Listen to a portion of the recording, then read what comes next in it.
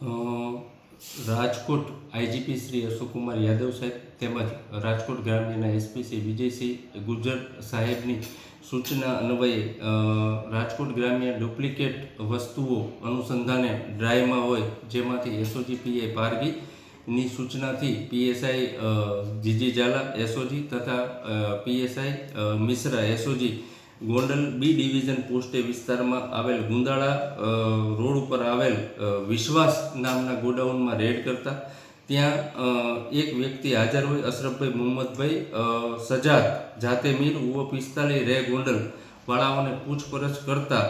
તેને અહીંયા વિશ્વાસ ગોડાઉનમાંથી બાગમન તમાકુના 29 બોક્સ કિંમત ₹94,250,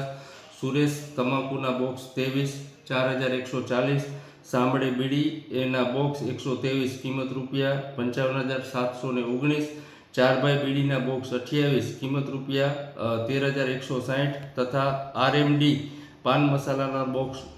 34 કિંમત ₹20,400 એમ કુલ મુદ્દામાલ 1,87,669નો મુદ્દામાલ મળી આવેલ છે, જેમાં એક આરોપી અશરફને અટક કરવામાં આવેલા છે અને બીજો આરોપી મનોજભાઈ ગિરધરભાઈ રે ગોંડલવાળાઓને અટક કરવા ઉપર બાકી છે, જે અનુસંધાને ગોંડલ બી ડિવિઝનમાં ગુનો દાખલ કરવામાં આવેલા છે અને આગળની તપાસ ચાલુ છે.